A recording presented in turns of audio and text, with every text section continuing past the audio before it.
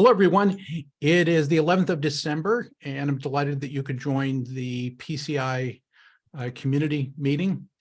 And today we have a, not just a guest, but, a member of the PCI family, Sneider Alfonso, who May-Lyn will introduce in just a moment. He has three great topics for us. Lynn, you have some news, Lynn Wells, to share about an upcoming event, so please. Thank you, Kevin. Yes, PCI is planning, is hosting two panels at the Science Summit. It's an adjunct to the U.S.-Africa Summit that's going on this week. And the first of these is put on by our own Justin Bryant, and that's tomorrow at 11 to 1 Eastern Standard Time on the digital regulation in Africa. I put the registration for the summit in chat, and I hope you'll all be able to join what will be, I'm sure, a very interesting panel. And then I'm hosting a panel on Friday on community resilience in Africa. So we'll put some more word out. And thank you. Lynn, will those meetings be recorded if people can't fit that on their calendar real time?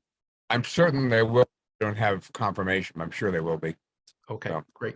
So please join those if you can, and listen to the replay if you can't. So this is our last people-centered internet call for the year. And May-Lyn would be very happy for you to introduce Sneider and his topics today. Hello, everyone. I'm really, really delighted to introduce Sneider Alfonso. He first joined us earlier this year and just has made a huge impact on the people-centered internet. Slowly, he won his way into our operations and into our hearts. So it's really wonderful to introduce him and his topic today. We're very, very proud of him for having won the opportunity to go to Professor Muhammad Yunus's camp in Europe. And it's much, much more than a camp. It's really where the young people of the world come together. I had the privilege myself to go to Muhammad Yunus's Super Happy Festival in Berlin in 2019. And he so deeply believes in young people and their ability to change the world. And so I am very, very proud that Sneider has become one of those young people, in addition to all the wonderful work that he does with us and helping us make the people-centered internet a vibrant community and actually operating well organization. So without more, I want to turn it over to Sneider. Amazing. Thank you, May-Lyn, for your kind words. And yeah, hello, everybody. Good morning, good evening, wherever you are.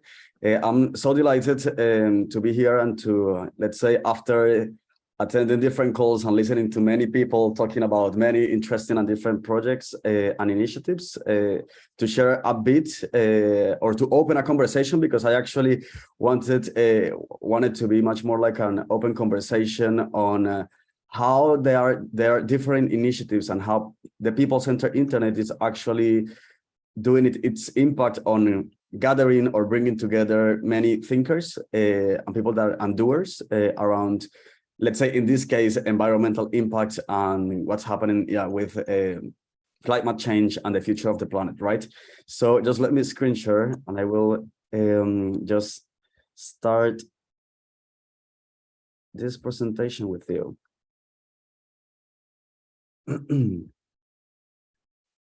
Good. So yeah, for the presentation that I would like to share with you today, it is actually focused on the environment, on climate change and tech for good, right? And one of the main questions around this talk is how can technology really, how we can harness technology to build a better future and a better planet, right? And this, what is on the screen now, it's I don't know if you're familiar with this climate clock that is actually like live, right? You can just go there now and you can see all these numbers, and it's quite scary and it's quite, like alarming.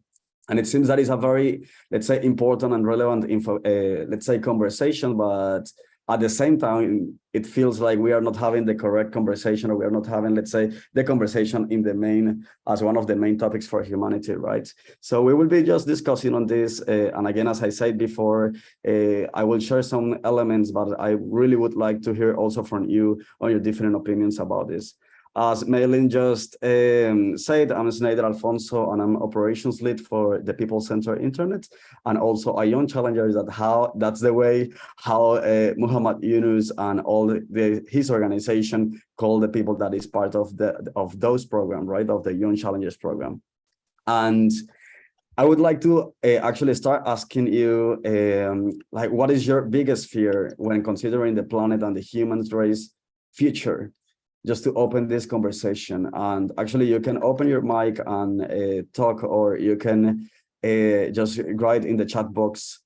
Just I would like you to ponder a bit and to reflect a bit on this question. And when you feel ready, whoever who wants to share, you can just share your thoughts. As people are thinking, do you want to share your fear, Alfonso? I would like you first to You're gonna wait, okay? So Yeah. Todd Hoskins has placed a something in chat that says our capacity to come together across differences. Okay, great. Thank you, Todd. My biggest fear is that that the young people lose hope. That is truly my overriding fear. Good. Thank you, Maylin. Doug Somebody Holland says that we do more harm than good. In chat. Thank you. Amazing. Somebody else who would like to share your thoughts on this? In addition to chat, if you want to raise your hand, there's on reactions, there's a raise your hand function. Yeah, my is, of course, that large parts of the planet are going to become uninhabitable. I mean, look at the kind of temperatures you get in the summertime in South Asia, and the amount of water damage from typhoons and cyclones in Bangladesh and all that, and what the migration as a result of that is going to do to just all sorts of political and economic issues. Okay. Thanks, Lynn. Yeah, so Guido Van Nispen has raised his hand. Guido, please join us. Thanks. Yes, I think the concern is there's people sitting in the cold now in Europe, and at the same time the globe is warming. So I think it's a very difficult dilemma with very short term and longer term, because for example, here in France where I am, people are really worried about their heating bills, and that overtakes a little bit the future negative effects of climate change, because they're just cold. Mm-hmm. Frank Odaz in chat says that it's already far later than we think. Ice caps melting, oceans warming, etc.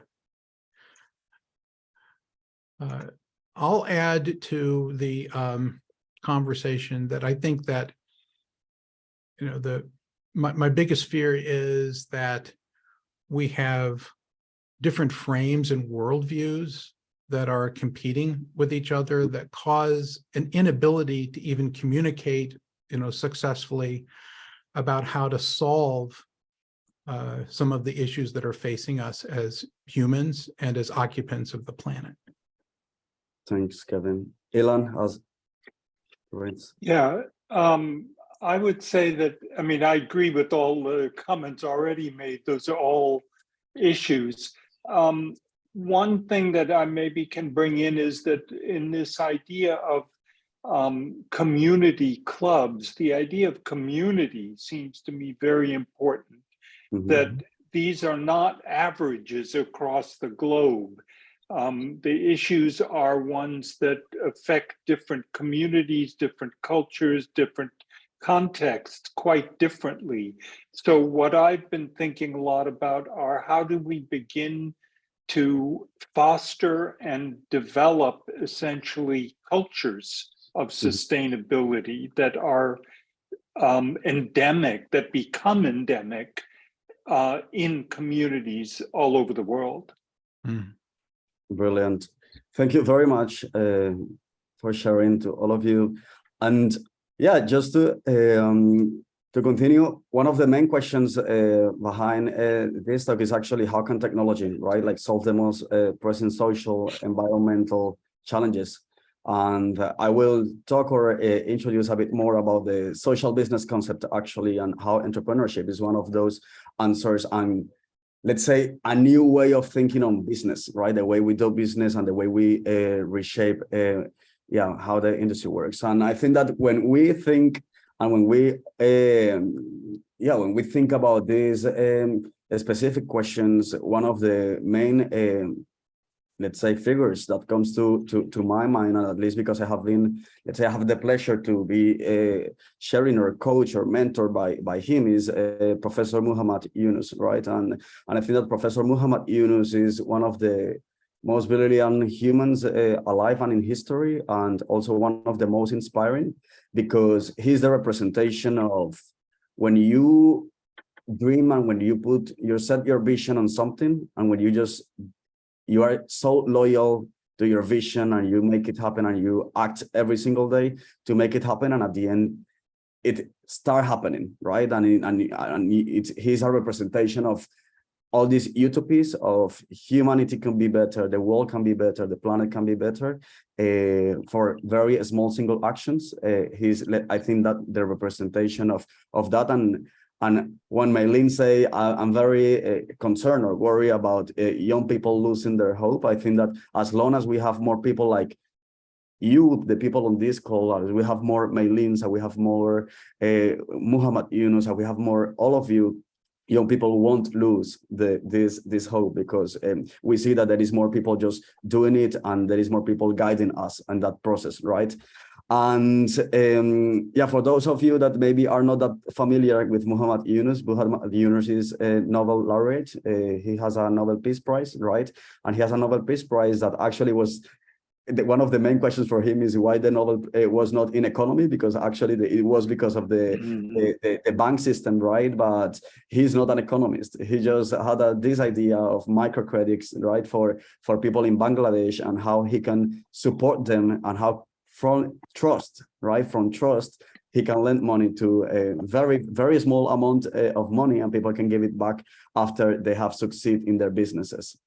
So that right now it's much more big, and now he has a lot of mentors and different initiatives, and one of those is the Young Challengers program. So this was very recently. This was just like 3-4 weeks ago, something like that. I was in Italy in the Global Social Business Summit, and let's say all this camp with him and his team, where we were actually to understand a bit how the Young Challengers program works. Is an immersive program where young people just get coaching and mentor.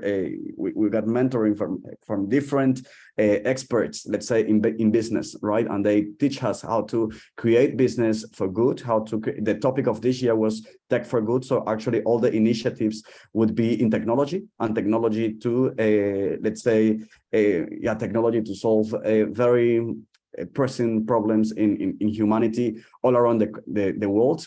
And the cohort were around 40 young people from all around the world: Asia, Africa, Americas, Europe, etc.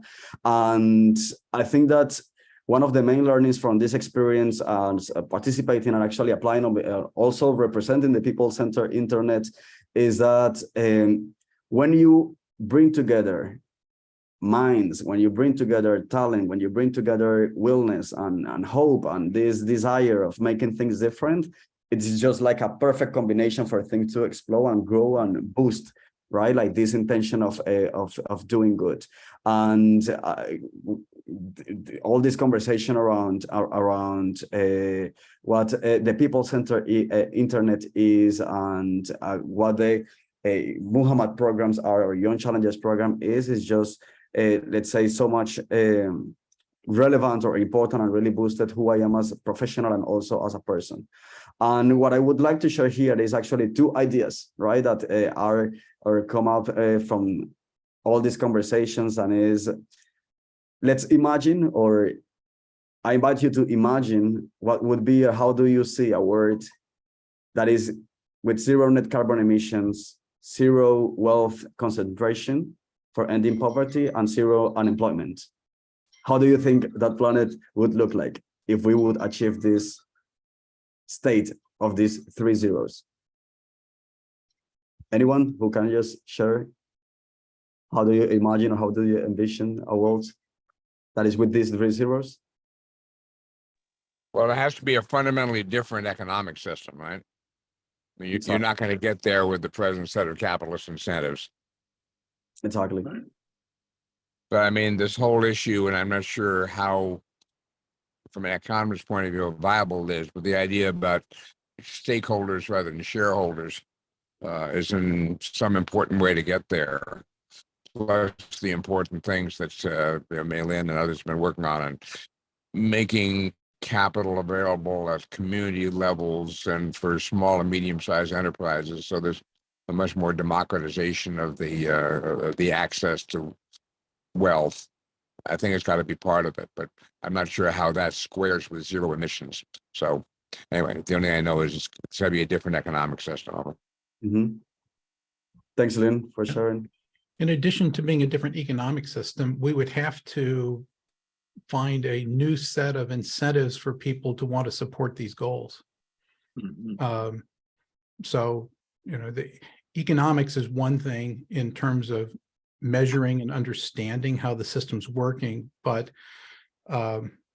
behavioral changes to get to this, I think, are, is kind of a daunting task, right? Because we have a set of, current measures and incentives that don't necessarily support all of this. So how do you get people to be educated and come in alignment with this? That would be, it's not going to happen overnight. It might take more than one generation to be able to move in the direction that's being suggested here. Exactly. Great.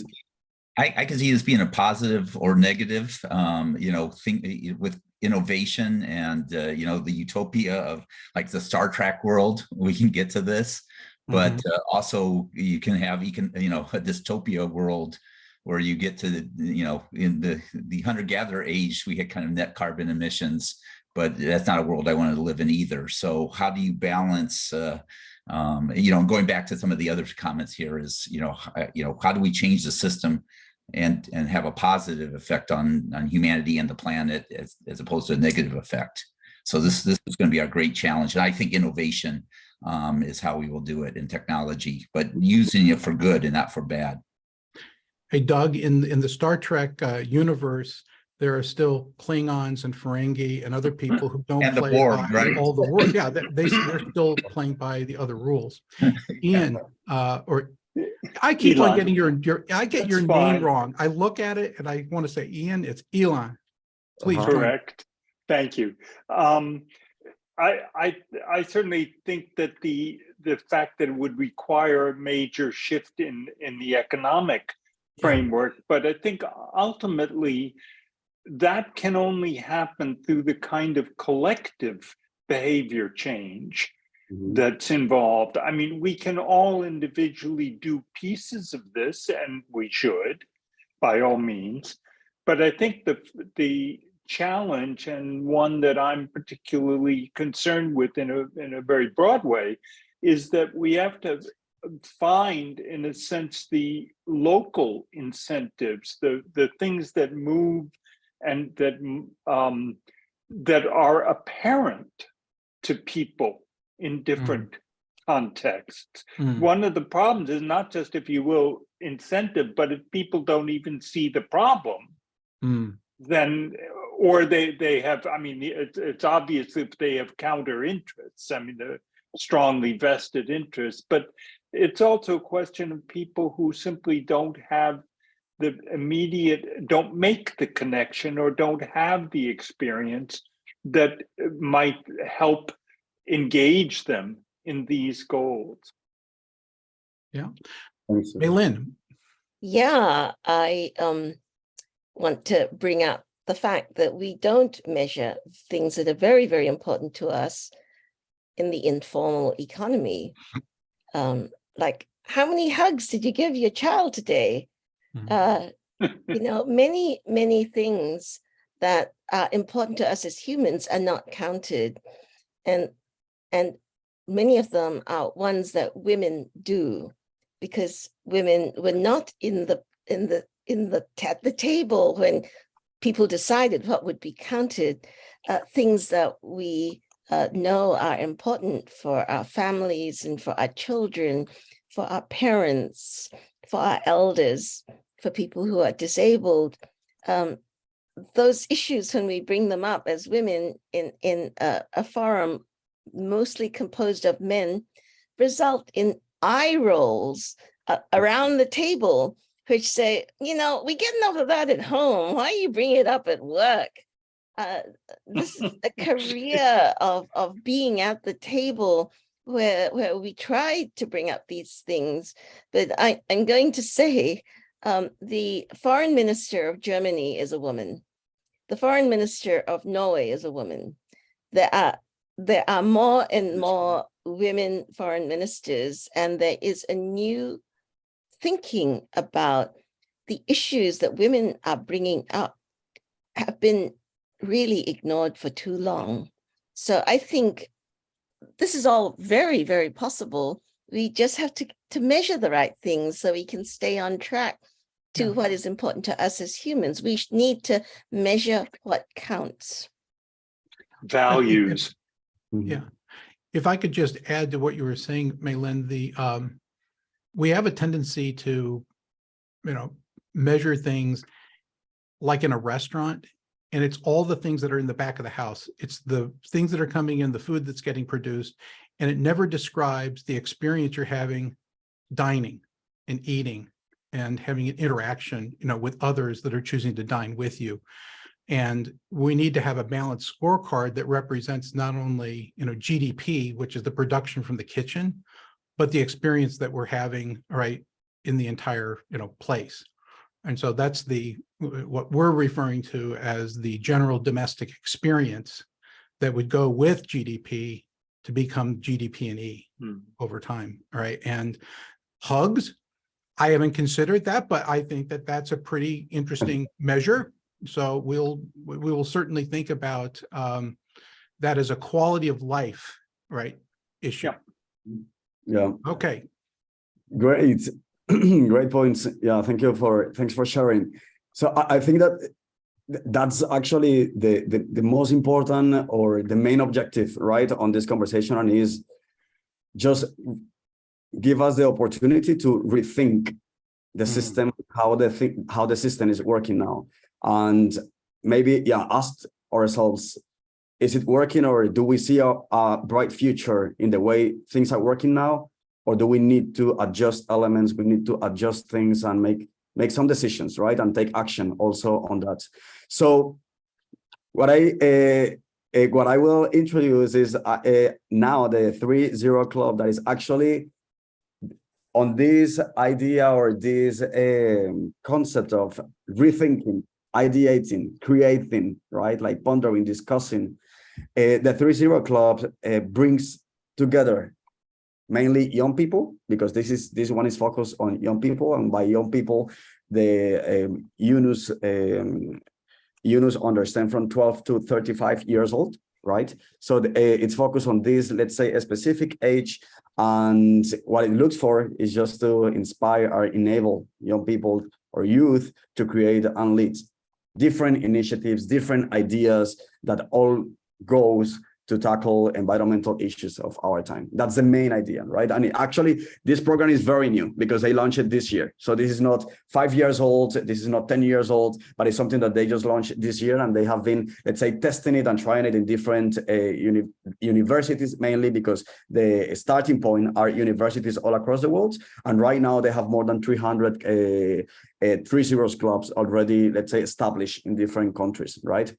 And the different topics or the different areas, the focus areas that people can, let's say, apply to work on are all of these. So actually there are many different focus areas, from entrepreneurship, sports, waste, art, culture, music, energy, history, etc., and also technology and innovation. So people who feel different passion or different interest about any different focus, they can just apply on this.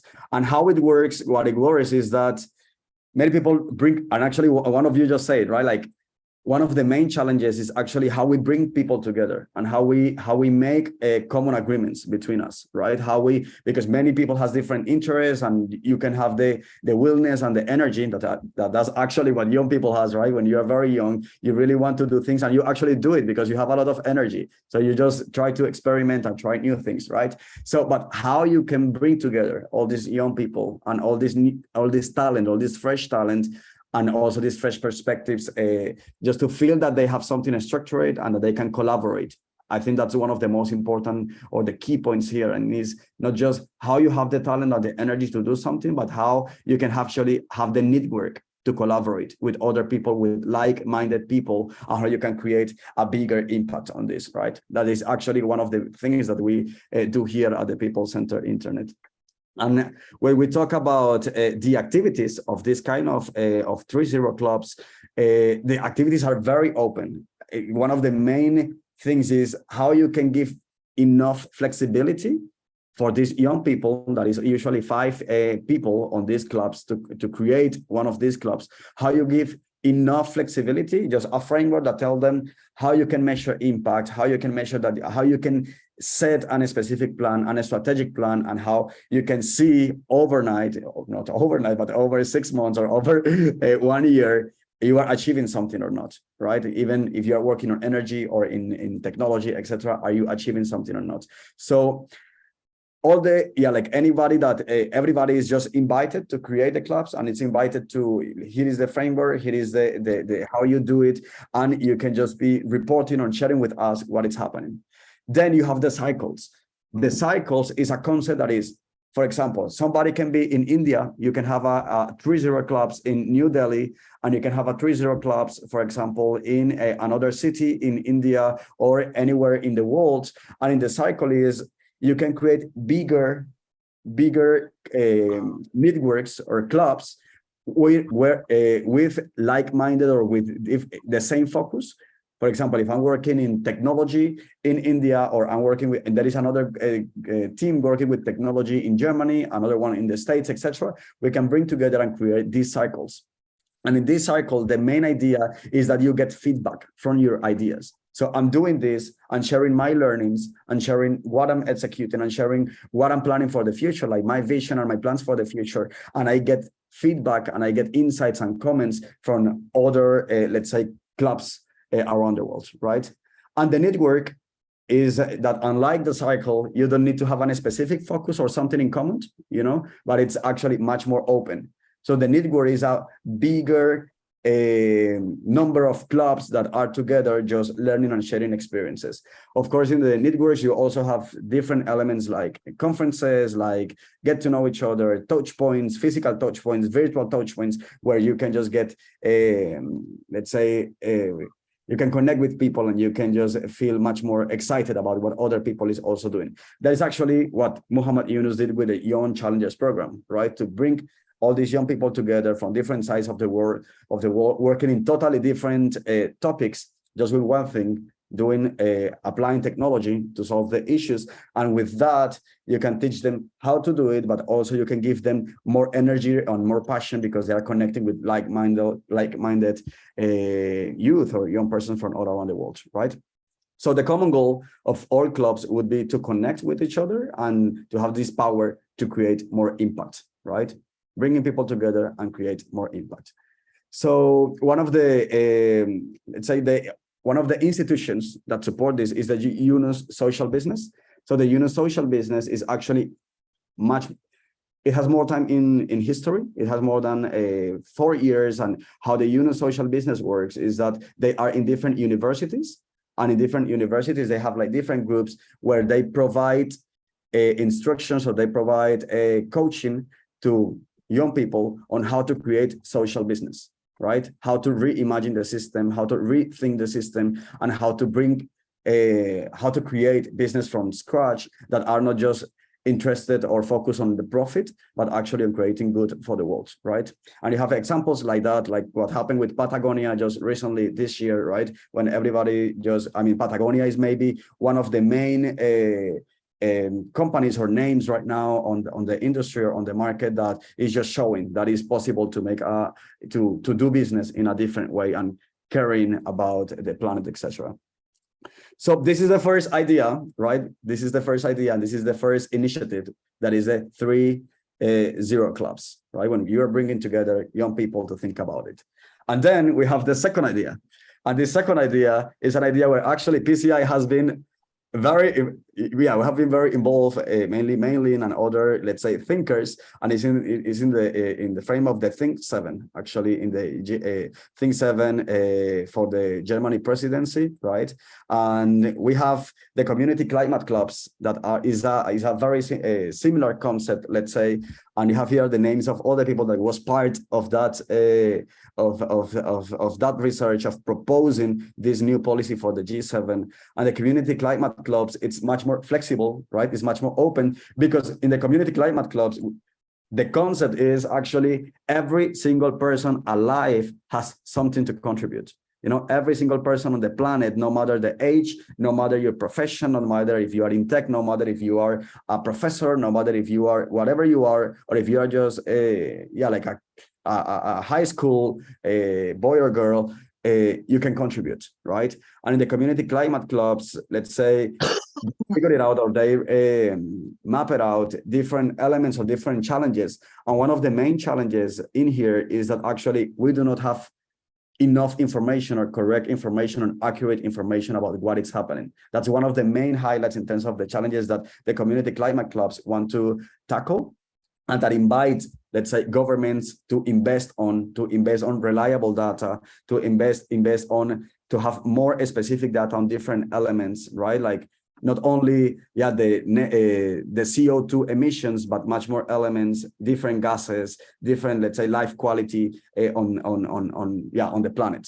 So the community climate clubs has different proposals, and I will just share with you the different proposals that come from this group, right? And the first one is to give individuals an evidence-based framework for evaluating their impact.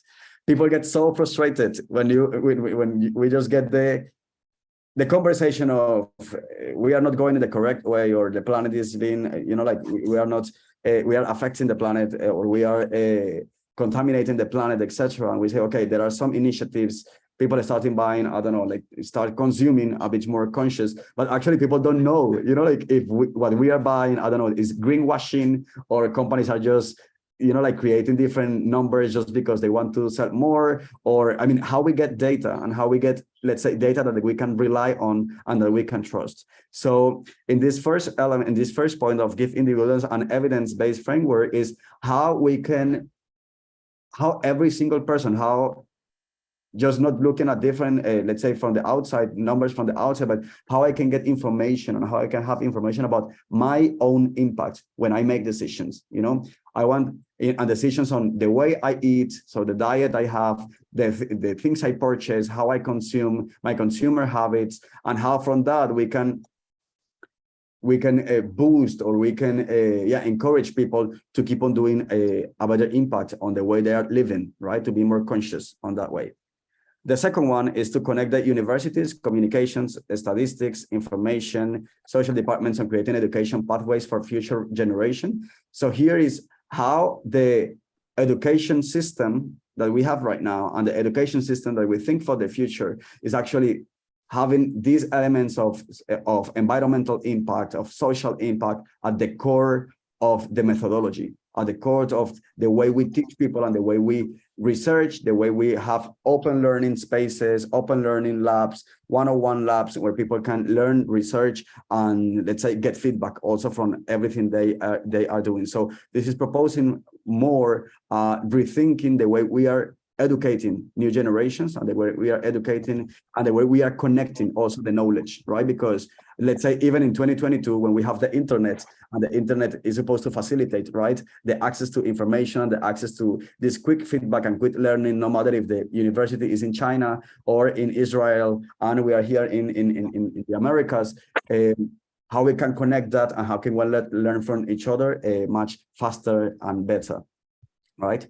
The third one is safeguards and governance networks for climate change, climate clubs. So how we can create like the different like policies and regulations, etc., just to make sure that these climate clubs are safe, or the climate clubs are actually working and can work effectively, not only in a specific country, but actually can work as a network, let's say as a planetary network, where people can just keep creating and experimenting on new initiatives for that support climate. The fourth one is flexibilizing models of climate change at the local level, and it's also an invitation to rethink on how these policies and how these models works like right now at local level in different, I mean, mainly in Germany and mainly in the G7 countries, right? Because this is the first focus of the experiment. But the idea is that after we experiment this in the G7, it can be, let's say, a model that we can replicate all around the world. Closing the standardization gaps and streamline supply chains in companies. So this, I think this is very important, and I think this is this is a crucial point, because it's actually rethinking the way the supply chain works now. And I mean, PCI is going supporting on this and working on this of supply chain, and it's how we can actually like map out the different gaps in the way we are doing supply chain now, in the way it's working now, and how we can improve or make it more efficient, and make it more that we really understand what are the different points where we are emitting, when we are sending emissions, or we are having more emissions of CO2 and more gases, right? And offering open ecosystems. So I think that one of the main learnings here is, and one of you just shared it at the beginning, is how we can go from an ecosystem, that is how the system is working now, right? It's more from ecosystems, it's more like what is my particular interest, to ecosystems, to how we can have like common ground, how we can have like common points where we can work with, and from that we can create new systems, we can imagine new ways of doing things, right? So on this, one of the main points for all of us to understand is that all these points or all these proposals are there is a timeline, right? That is for the short term, for the midterm, and for the long term. And what all these thinkers, Mailing and all the people that were involved, they propose a specific budget for the specific years, for the specific moment in the timeline, in how to make it happen and how to bring this proposal to a reality, right? And yeah, just on that, I just like this quote, that is no company, no government, no country will solve this greatest or this super big issue of our time alone. We need to move from ecosystem to ecosystem, right? To operate together and to operate in network. That's the only way this could happen. And that's why I personally, as a young person and as operations lead for the People-Centered Internet, feel so connected and encouraged to keep on doing things and to keep on working and to keep on creating and ideating, because I know that the People-Centered Internet is actually one of these networks, and the People-Centered Internet is actually feeding not me, but all of us who is interested on these topics to get more information, to get more data, feedbacks, etc., around what's happening and how we can make it better. So yeah, this is what I wanted to share about the two different initiatives, the two different ideas, and the two different projects on the three zero clubs from Muhammad Yunus, and also the community climate clubs that are an idea that is right now there in a policy, and that we hope that it's soon a reality. So yeah, for now, I would like to, I mean, we have some minutes just to open this conversation again about this kind of initiatives, what you think about them, and how you see them, how you see them happening or being implemented. Okay. Yeah. So delighted. Thank you very much for that overview of what you've been involved in. It's fascinating. So I have some comments in chat, but I see Elon has his hand up, so we'll start with Elon and then move back into chat comments. Elon? Thank you. First of all, thank you very much, Sneider. Excellent summary and very exciting. And also exciting to hear your enthusiasm for it. So thank you very much for that. I have a couple of comments that just, and they're just short comments because they're parts of a much more involved conversation.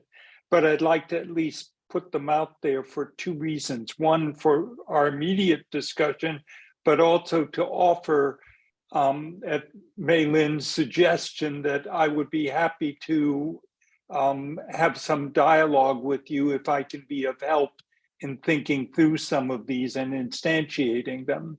So the two pieces that you, two parts of the six set of six comments that you made, 6 slides. One is about the educational pathways, and I've written and worked on this from many levels, from early childhood through lifelong learning. And one of the problems is that if one approaches this only as a university change, first of all, the educational system is incredibly conservative. So making changes is difficult, but it's also to get away from the university's departments that you're referring to. One of the challenges that I'm working with 2 large universities, one in Europe, one in the US, is how do you really step away from this silo of disciplines and departments? And how do you really change the exactly what you wrote here, create educational pathways? And those can be very different ones in the future. And I think technology will help, but it is not simply a technological issue. The second thing, which is also technological, but is a slightly different matter, is the idea of the models and the flexible model, which I also think is a very important, very good idea. But I also think we have to think carefully about the bias in modeling that is, number one, focused on quantitative information and often neglects in ways that are really critical the qualitative information that actually gives us insight into what the quantitative tells us or what we interpret of the quantitative. Anyway, I will shut up there, but this is certainly a very interesting set of things to discuss. And as I said, I would be happy to continue the discussion offline or at any other time that's useful. Thanks. Thanks, Ellen. Sneider, could you stop sharing so that people can see each other's faces, please? Yes. I can do it. I Okay. got it. Okay. We had comments from Jack, Frank, Doug, and Mark. So Jack, anything you want to jump in with at this point? Not really. Sorry, I don't have the video on. I'm still in bed. Okay. We're glad you're comfortable, my friend. I am. It's going to be cold and wet, if you can believe Southern California being wet. Here we are. There you go. When we talk about this idea of unleashing entrepreneurship, what I see is carbon footprints rising, and so it's not a pushback against what the talk was about. It's just a concern that creeps into my mind. And given that it's humans in the loop, it's almost always wicked. There's always somebody with a belief mechanism that's counterproductive and so on and so forth. And it's dealing with those kinds of issues, the human-centric issues. This is a people-centered internet, after all, that I think is the most complex of the issues. You know, there's an old saying that if you take care of the pennies, the dollars will take care of themselves. And we're busy worrying about the dollars, and we forgot there's people, the pennies. And we're not taking care of the pennies. And I'm that's an overriding concern I have, and I'll stop there. Okay, thanks, Jack. Appreciate those comments from a restful position. Thank you for disclosing that. Frank Odaz, you had some comments in chat. Thought you want to share? Yeah, I'm fascinated by the opportunity to engage and share information among youth groups worldwide. In the late 90s, ThinkQuest, when there was no real educational resources on the emerging internet, they created $1 million competition where teams of 3 of youth in middle school would interact internationally to create instructional websites. 8,000 youth-created educational websites are in the ThinkQuest library, and 80 countries continued the ThinkQuest competition at the national level. Big ideas like that to motivate and empower and facilitate the sharing of innovations is very timely, and this is what I hear Sneider talking about. Community networking was a theme in the mid-90s, and I sent Mei Lin and some others an article I wrote at the time about what is community networking and why should we care? And that whole theme kind of disappeared by the late 90s to my chagrin, because I'd spent 20 years evangelizing the ideas of if we all share what we know, we'll all have access to all our knowledge. And just in short, the theme of community is something that I think needs to be revisited, and certainly PCI is championing that overall theme. So I'll end there, but my video isn't working for some odd reason, but I'm fascinated by what you're doing, Sneider, and would certainly offer anything I could give you that would be of assistance. So keep up the good work. Thanks, Frank. Thank Greatly you. appreciate that. Jack Park thoughtfully put in a link to ThinkQuest, right, for everyone's reference. Doug, that kind of relates to your comments in the chat about sparking innovation through offering incentives and competitions. You want to jump in? Yeah. First of all, I really appreciate the talk and the summary. Trying to get the energy of youth and universities and students to create innovation to solve our problem, because we do have a significant, as you've showed that actually that clock, I was looking for the clock that you were showing. I did find the website, but I couldn't find that clock that you were showing, which I thought was really cool. Unfortunately, most people don't know that, we've already put 2.5 trillion tons of CO2 gas emissions into the atmosphere. Humanity has, and we're putting somewhere around 40 billion tons every year, depending on how you count it. And unfortunately, while 2020 we went down, 2021 we went up, and this year 2022 looks like it's not going to be any better. So we need lots of ideas. I'm a big believer in innovation, and a lot of people coming up with solutions and seeing which ones are the optimal solutions. I guess to make this short, like Elon Musk, he has an X Prize. Peter Diamandis says they have $100 million X Prize on how to reduce greenhouse gas emissions. And so there's these other X prizes out there. It'll be interesting to see where that goes. You have a bunch of, I put in the chat, there's an XR X prize on how to reduce carbon emissions. It's only $100,000, but, if it gets people thinking about ideas, and innovation, even a small prize, can, I think the prize to fly to Paris, was only a $25,000 prize. Oh, that's probably what, 10 million now in today's dollars. But still, I mean, prizes, that motivate people to do things. I saw the Stanford $1 billion, and Maylin, I appreciate you made the comment about the book. I hadn't seen that book before, so I've read Bill Gates's book on his plan. So again, I'm a big believer in what are different ideas, and then say, how do we execute on these plans as well? But anyway, in short, happy to see work together. I think we as a community need to work together to come up with the best solutions possible.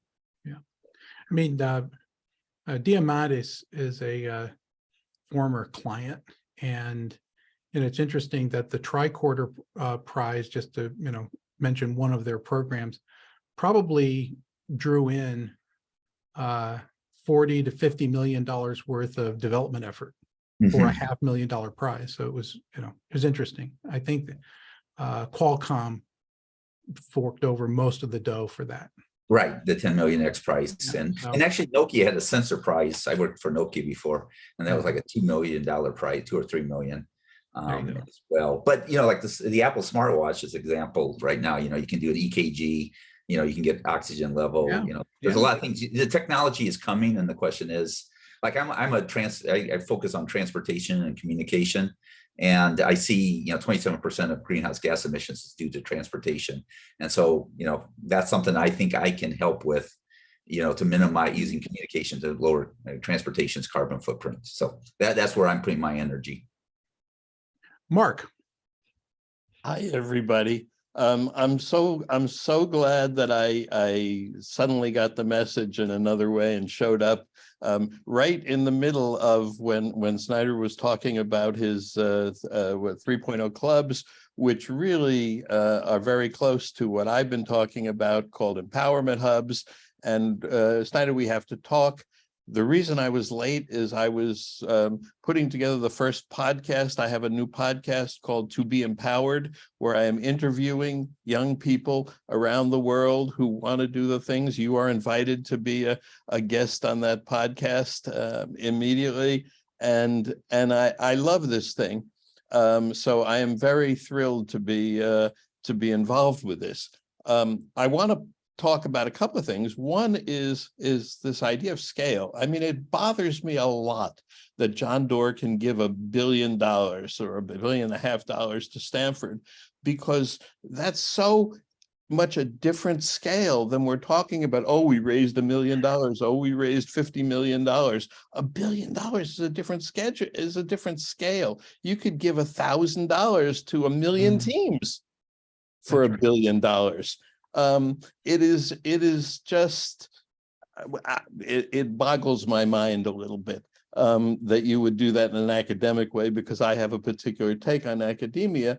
What I want to leave us with is this idea, and especially you, is this idea that I have of measurable positive impact. I don't care about information as much as you do. I don't care about learning as much as you do. I want to see impact. And my definition of impact is this.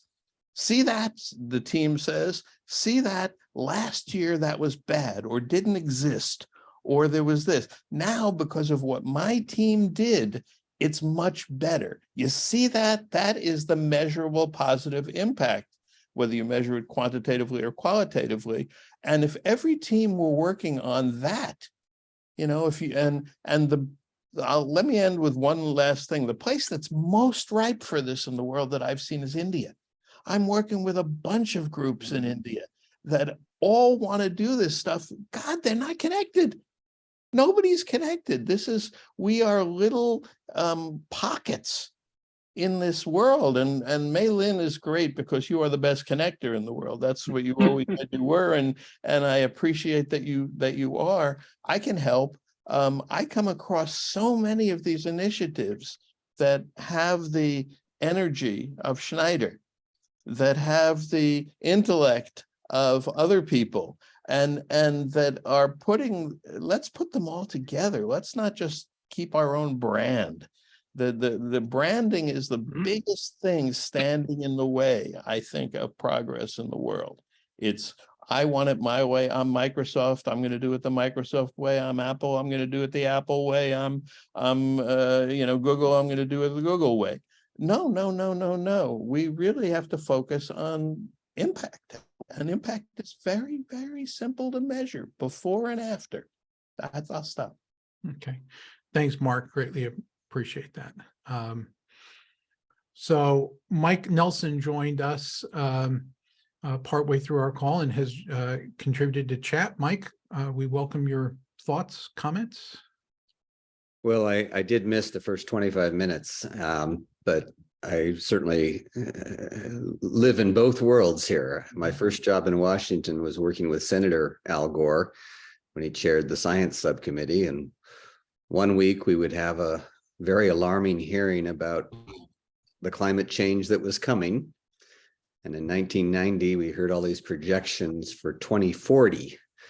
That was 50 years into the future. And they're all coming true 30 years later. So it's very scary stuff. But the good news is I also worked with him on supercomputing and networking. And we've seen that that can be such a useful way to change our way of doing business and reduce our footprint. I guess I had a quick question, though. One of the other things that Gore doesn't get as much credit for is his book on the war against truth. And he was raising the flag about disinformation, particularly corporate disinformation, 20 years ago. Whether it's tobacco or big oil, there's a lot of lies out there. What you've proposed clearly will help, but do you have any other thoughts, any ways we can really scale up so that we can get more wisdom and truth and data to the people who right now are having their hot buttons pushed every time they turn on Fox News?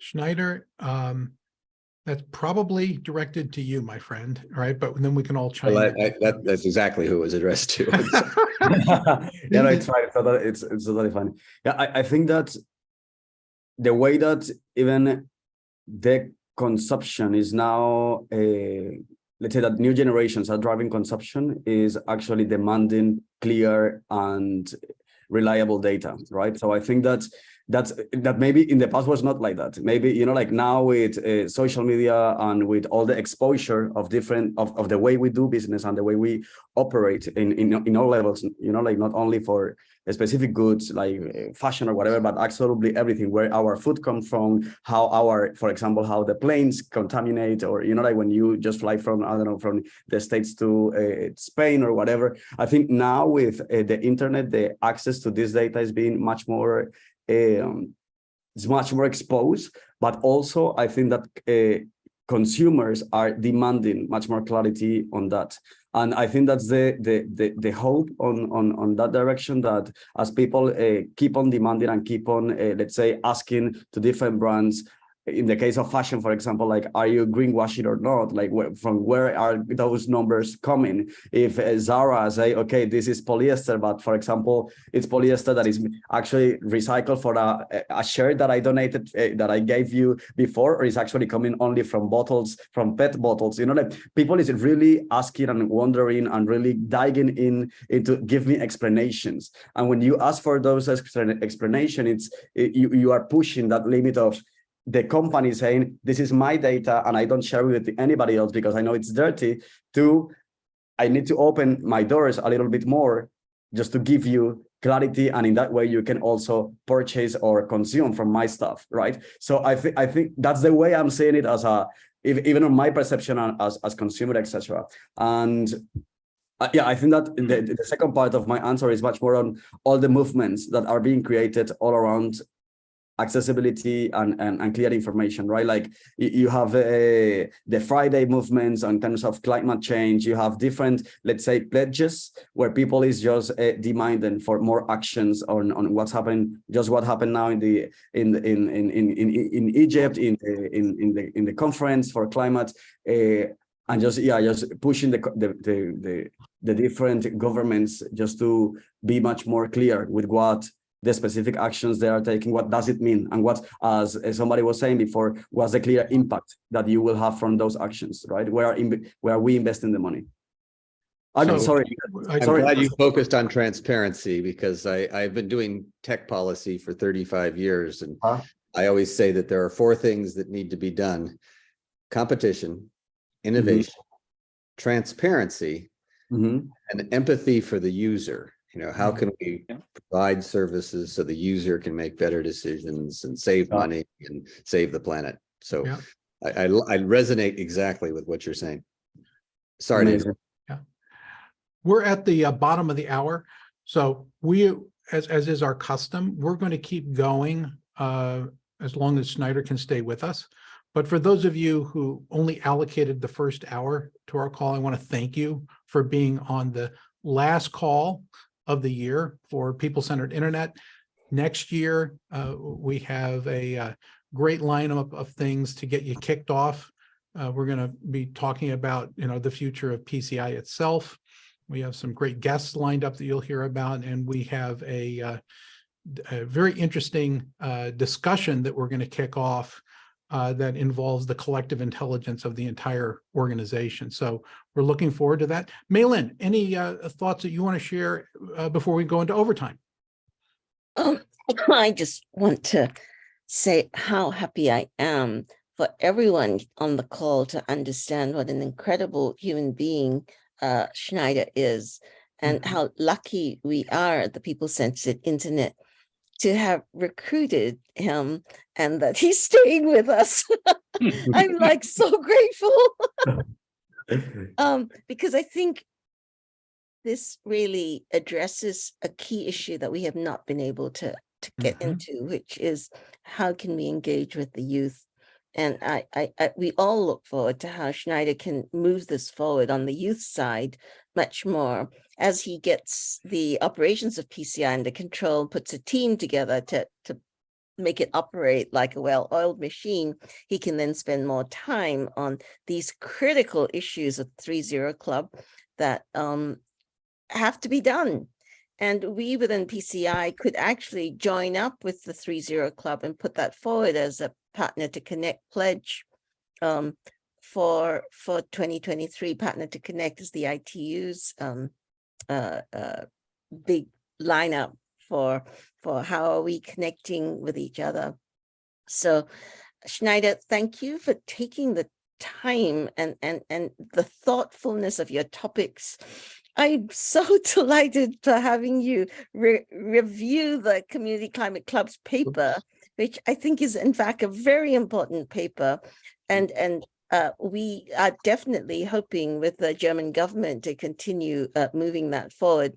The German government is the second largest development funder in the world after the United States. And the fact that the Community Climate Club's paper was published under their presidency gives us a special inside track to actually shape their digital development initiatives. They already have 16 digital transformation centers in 16 countries that will go to 32 countries in 2 years. And I would like to see Community Climate Clubs as part of the digital transformation centers, that they drive that with every university in the countries that they're in. So little pitch for Community Climate Clubs. And thank you, Sneider, for really a fantastic presentation. Thanks, Maylin. So thank you, Maylin. And for those of you who can stay, Sneider, you can stay for a little bit longer, right? Yeah. Oh, fantastic. So Elon's hand is back up and we have more comments coming into chat. I'll look at those as he adds his thoughts and comments. Elon? Yeah, if I'm, excuse me, if I may just add one interesting point that's very much, I think, connected to PCI. We have just recently, I hosted in Potsdam with the Research Institute for Humanity and Nature in Kyoto, a symposium, and one of the proposals we've made both in publication and then discussed in this thing is something called the Digital Observatory of Narratives of Sustainability, DONS, D-O-N-S. But the point is that I think it is something of importance, both in terms of the climate clubs, the youth efforts, and more broadly also about the question of misinformation. Because what we're proposing is essentially a Landsat metaphor to look at social landscapes and social dynamics in communities around the world through digital media. So it's not just fact checking. I mean, yes, fine, and not just, you know, pushing back on disinformation, misinformation, misconceptions, but asking what are the narratives that people carry with them at every age and in different communities and different cultures. How do we actually address those rather than just saying, no, you shouldn't think that way? That doesn't tend to do much. The question is, what do we really need to be addressing? And I think the climate clubs are part of that because they're a way of engaging with people and then opening those conversations in a very strong and engaged way. But it's a broader effort, which we are both from the standpoint of technology, but also from the standpoint of social impact and movement. So it's something just to, as I said, we have just really proposed this. We're in the midst of starting to try to develop it. Would love any input or support in help in thinking about it with you. Thanks. Thanks, Elon. Frank, you had some thoughtful comments in chat, and then we'll go to Doug. Oh, I don't have much to say other than what I have said already, other than cultural relativism as global citizens with tolerance and embracing diversity is what needs to be taught. We're all stewards of our one human family and of our precious earth. And, you know, from that, your cultural traditions can be held closely, but are separate from those that embrace we are indeed one human family, and this is our planet and our responsibility. Very good. Doug? Yeah, I guess one question I had is, you know, like with people-centered internet, you know, at least this meeting, it seems like, you know, our age group is higher, you know, of people who attend. Any thoughts on, you know, to encourage, you know, younger people to get involved in this? I guess would be one thing to think about. We actually have an active piece of work underway to try to think about that, Doug. And Schneider's aware of it. And I'm hoping he'll help grab the reins and help us with, you know, more diversity in the younger ranks of humanity, all right, in these conversations. Please, Sneider. Well, good. And then my other comment is I'm working on with universities right now on XR labs, setting up XR labs. Like one university, University of Central Missouri, they have 150 different academic programs. And so we're setting up an XR lab and saying, how do you bring in a different curriculum, just like in the 90s and the 2000s, you know, we introduced computers to the curriculum. And now, you know, no academic program wouldn't use a computer in some way. You know, what happens with immersive technology, you know, so, you know, and this is an exploration. I mean, right now it's clunky and, you know, it'll take a little bit of time, but, you know, thinking about that, you know, is there best, you know, like one thing I'm looking at is best practices. Who's doing the best job at something, right? And like for the XR activity, is there something similar, you know, like this, you know, this initiative that you're setting up, you know, there's like, I posted some stuff on what Stanford's doing, you know, so there's, you know, there's probably hundreds of different groups out there doing kind of things like this. And again, I'm a big believer in having lots of different groups coming up with different ideas, but, you know, like coming together saying, okay, best practices, how do we, you know, who's doing what, you know, how to support each other, you know, any thoughts on that? You know, how does your group fit in with other groups and other organizations? Just curious about that. Sneider? Yeah, I would like to actually address first the first question, and is I mean, like, your thought or your question regarding how we are engaging, or what are the plans, right, to engage more young people. And everything that we are doing now, I mean, as Maylin said, this time, or at least this first month, has been much more about define or establishing the different operational, let's say, run of PCI, right, to make sure that we have a good basics, let's say. But for the next year, for 2023, we are really thinking on implementing our communications strategy. For example, like, one of the main things is how PCI is showcasing, or how you are, what's our exposure to young people also on social media, for example, right? So that's one of the first elements in terms of the communication strategy. Also, we have plans to work on the volunteers, the people-centered internet volunteers, that is focused also on young people that can come and contribute, right? We also are thinking on interns for a specific, let's say, roles coming from different universities all around the world. So there are different projects that are related, or that are focused on how we can bring young talent and, let's say, brilliant young talent that can come here and can help us to first develop the organization, because we are, you know, like, just developing who we are as organization and setting the basics of it, but also to, let's say, be our promoters or ambassadors all around the world. You know, that the people understand that the people-centered internet first exists, then they understand what we do, how we do it, and why we do it.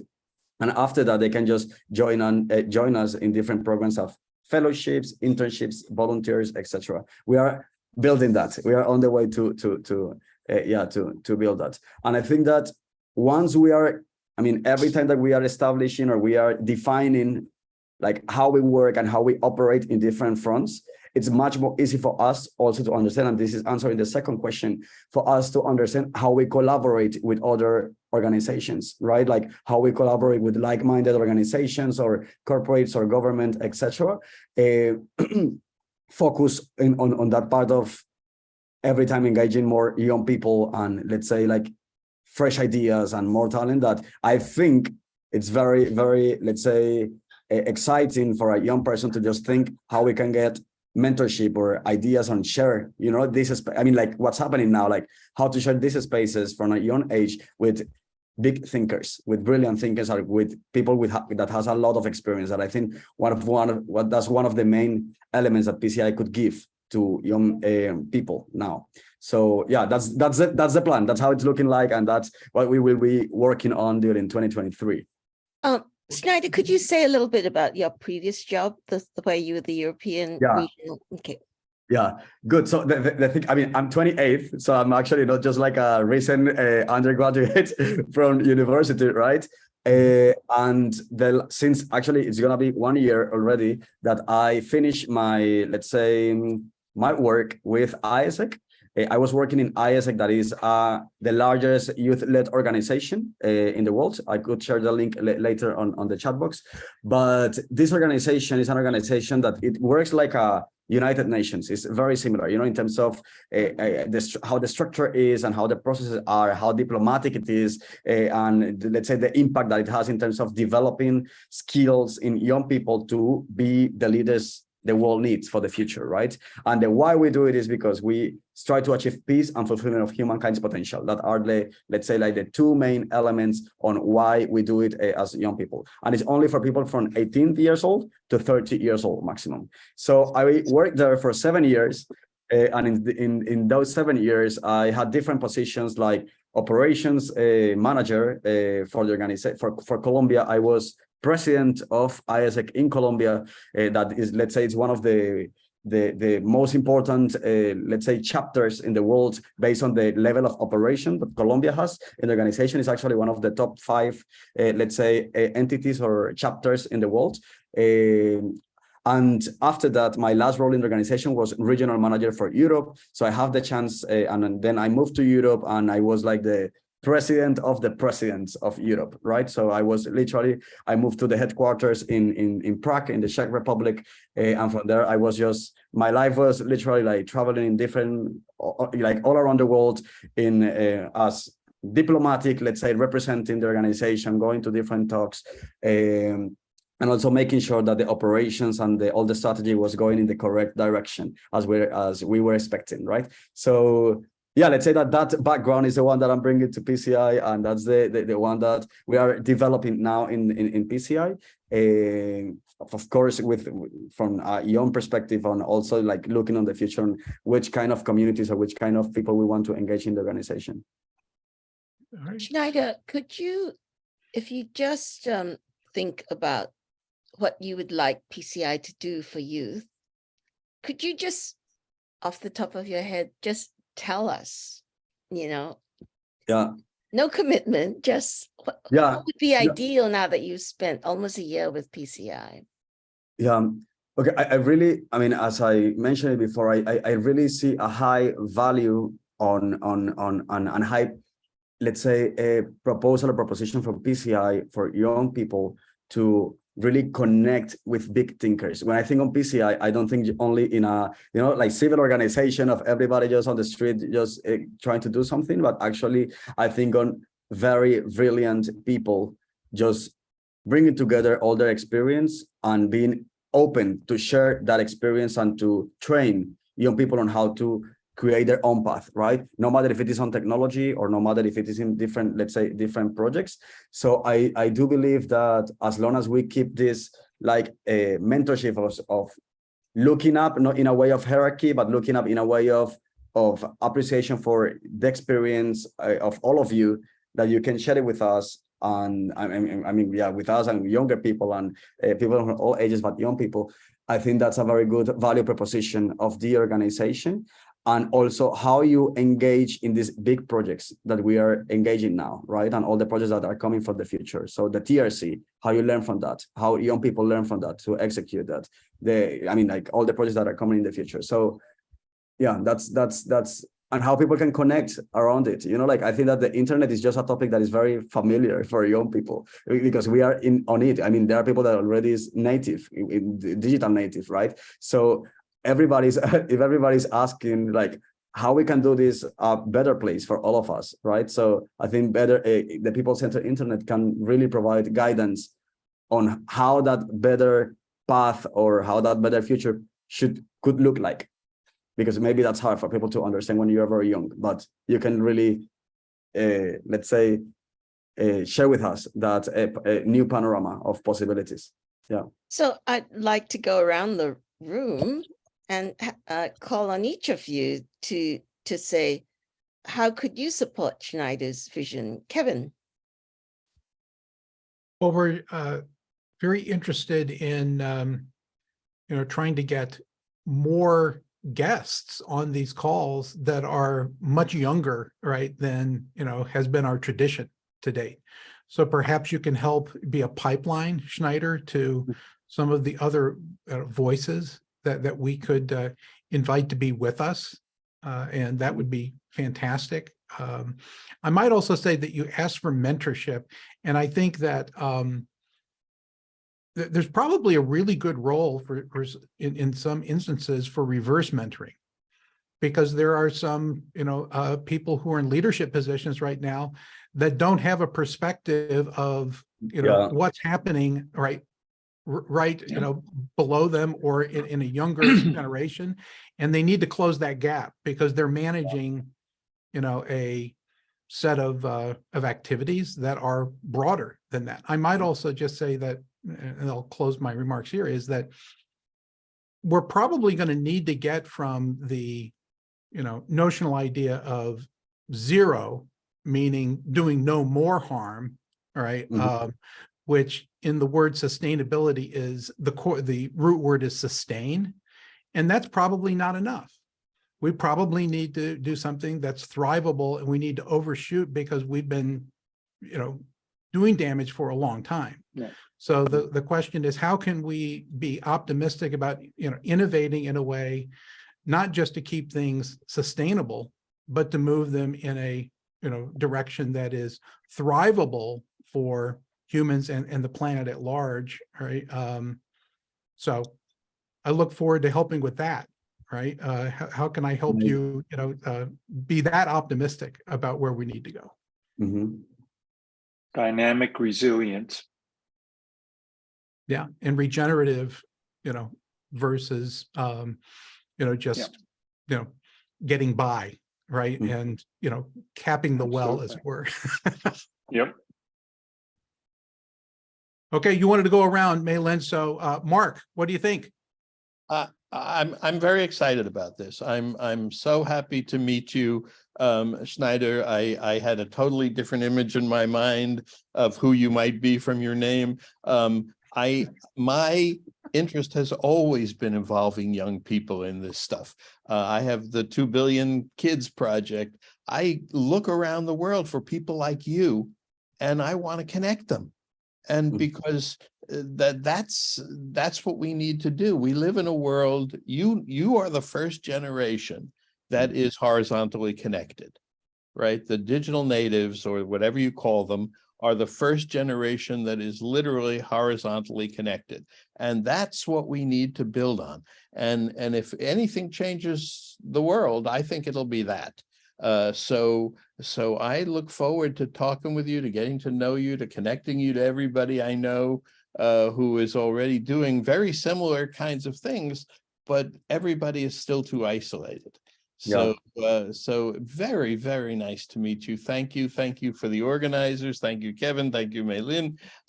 This is the most exciting thing that I've seen in a very long time. Thank you. Outstanding. Doug. Yeah, I'm very pleased with the presentation as well. This is one of the greatest challenges we have as humanity, how to solve climate but still have prosperity for our planet. Because so much of the planet has challenges. Anyway, the young people, or I should call them the students, the university students, have a great passion and energy. So how can my generation help the generation that's today, help for a more sustainable planet? So looking for ways, as I learn more about what you're doing, and as I'm working with universities, maybe highlighting this, because I do think there's some overlap of, where communication, like right now, like I work for Motorola and Nokia, and, while we do use, I think it's 2 tons of CO2 gas emissions for the internet and the cellular world, we reduce our carbon footprint by a factor of 10, because we're, instead of traveling, you can just do communication. So the question is, how do we do communication more and travel less? And not that we lock everyone in the house, because I'm not a believer of that. But what we want is make it so enjoyable to be, to use communication, that you don't have to travel as much. So I'm a big believer of that. And also, I believe when you travel to meet people, like there's this great app called Worlds that you can interact with people and see their worlds, see their cities, and I can show mine. See that we can go to nature. Maybe we treat the planet a little bit better. So happy to continue to work with you guys and this initiative, and looking for ways to help out. So Thanks, Doug. Thanks, Doug. I'd very much like you to think about how to help use technology to make the connections that we've been talking about. Yeah. Right. Frank? Well, I posted a note. I have hundreds of resources I've created, literally sharing Sneider's vision, the right idea at the wrong time. I'm a young at heart. I'm also 70. Everything I have can be reused by youthful entrepreneurs worldwide, edited. There's a lot of work that's already been done that I've had a hell of a time trying to share with the national government here in the United States over a period of decades. That said, best practices has been something that's been missing with our broadband in the United States. It's assumed meaningful transformational results occur as soon as rural, remote, and indigenous people get a broadband connection. That's never been the case in my experience. And internationally, I believe there are different worldviews that would embrace this far differently, far more quickly. So how to create a dynamic vision, and then a fast track first product that individuals can create to convince them that they can share globally. The big picture vision is each person can learn anything they want, compile hot lists of valuable links, share them with people to save time worldwide. And there are just so many things that have been tried and missed as far as the best practices, fast track training venue. So I'll stop there, but you're limited only by your imagination, and it will be youth that carry us forward. In Alaska, they have t-shirts that say, youth carry the torch, elders carry the wisdom. So go for it. Thank you. Okay. Thank you, Frank. Elon, you just had a brief comment at the top of this. So if you have something more expansive as we close out, we would welcome it. Just another piece of this that I would like to suggest. I recently was invited to give a talk for the Siemens Foundation and Bosch Foundation at the Haus der Kleinen Forscher in Berlin, the House of the Young Researcher, on computer science and early education, early childhood education. So now I'm talking about not, if you will, youth, I mean the age range that Sneider was talking about, but children from the age, say, 3 to 7 or 8 or 9. And the thought occurred to me that in many ways, there's also the opportunity that the youth in the community could also be the mentors of both early childhood teachers and the children, because where is the next generation? It's there. So let's not wait till they're already, in a sense, indoctrinated without consideration of the issues that Sneider is raising, that we've all raised. Let's get ahead of the game a bit. And it seems to me that the community climate clubs, the 3-0 clubs, that kind of thing, all can also be, and it's a very good learning experience, try to work with the teachers and the young children. And this can be done, by the way, one of the very good venues for this are some of the museums, because they bring teachers in, they bring parents in, they bring children in, and to find ways to work with them and bring these ideas into the conversation. Thanks. Thanks, May Elon. I build on that for a second? That's a great idea. We need to get young people using all these new AI tools we have, the whatever it is, GPT-3 and the text to image and all these things. The adults are scared to death of this stuff. Teachers are never going to teach the kids to use this stuff. They're scared to death of it. But the kids will take these new tools that are coming into the world in their lifetime, and they will do magic. And so if we're going to do anything with and that's why you got to go direct to kids. You can't go through the adults in the main, because not everybody's like the people on this screen. And so direct to kids, the latest tools, forget about the past in large measure, because we always start too far back. We build bridges like the Romans did. No. We don't do that stuff anymore. We live in an AI world. We live in a new world. The kids are going to live in that world forever. So let's get them started as soon as we can. So Elon, if I can help with that initiative in that direction, contact me. I'd love to. Thank you. So you have the last word, Sneider. All right. Thank you very much for being with us. All right. Yeah, it was very inspiring.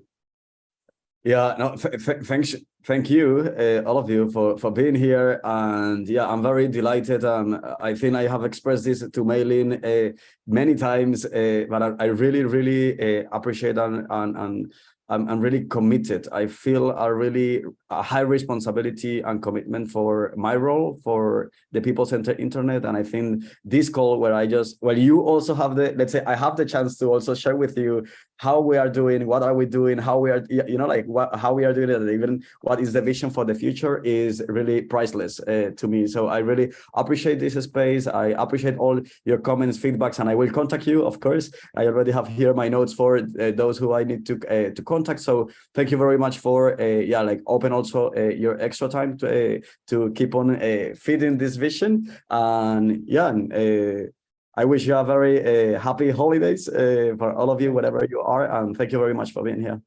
Thank you. And we look forward to seeing all of you again in 2023. 2024, 2023. Bye-bye. All right. Bye-bye. Bye-bye. Godspeed, Sneider. Thank you. Ciao.